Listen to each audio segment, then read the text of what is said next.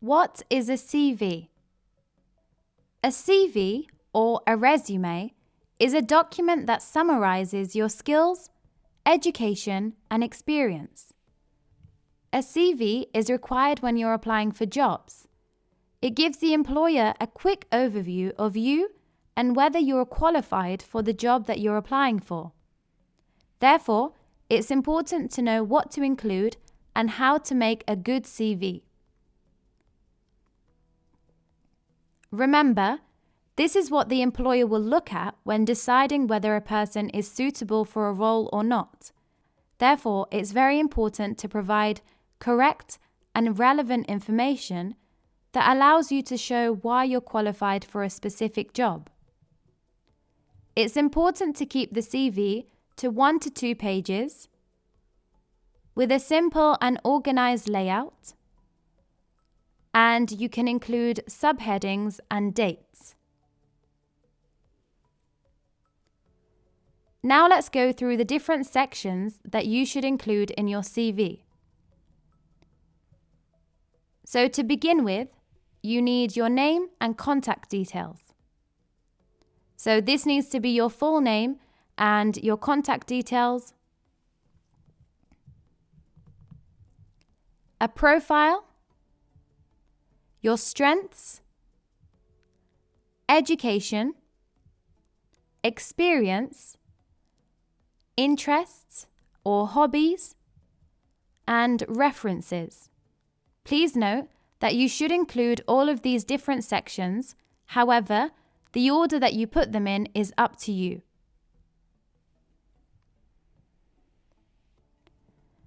Now let's go through an example layout of a CV. To begin with, at the top, I've put name and contact details.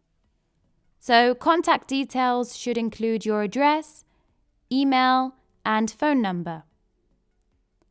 You're not required to put any additional information like your date of birth or ethnicity.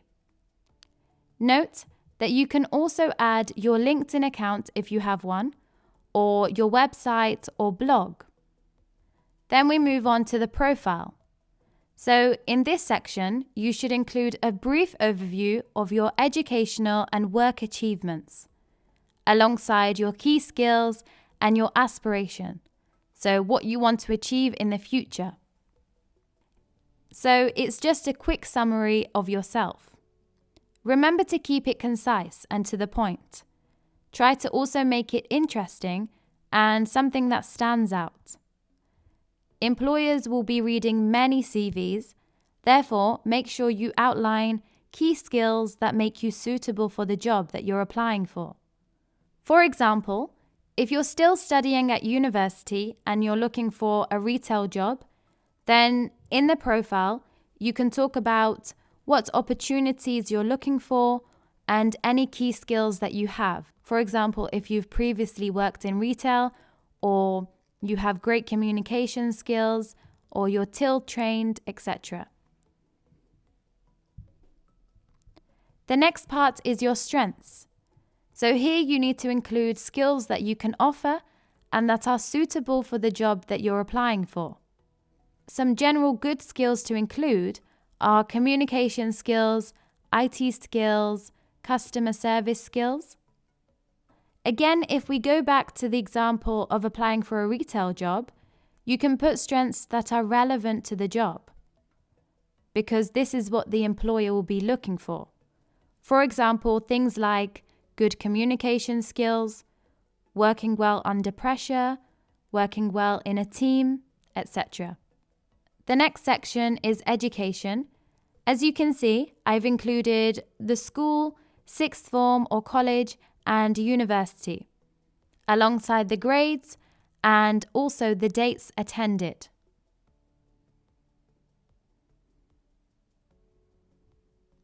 Next is the experience section. So here you want to write about any previous work experience that you've had.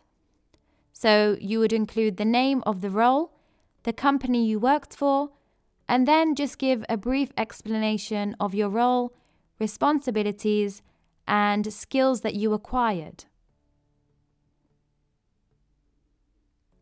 Remember to also include the correct dates. If you've never had an actual job or feel like you don't have enough experience, then remember you can just state any relevant work. This can include activities that you were involved in school or any voluntary work. The next section is interests. So this is just a brief summary of your interests. It's also useful to include hobbies and interests that are relevant to the job that you're applying for. So in this section, you can just summarize things that you're interested in outside of work. Remember to make it relevant to the job that you're applying for. For example, if writing a personal blog is something that you do in your spare time, then this demonstrates good writing skills. End the CV with references. So this section will include details of people that you know well and that can confirm your skills, work, and characteristics. Usually, the employer may request extra information from the referees. Example of referees include a previous manager, teacher at school, work colleagues, etc. So it will just depend on how much experience you have. It's also very common just to write references available on request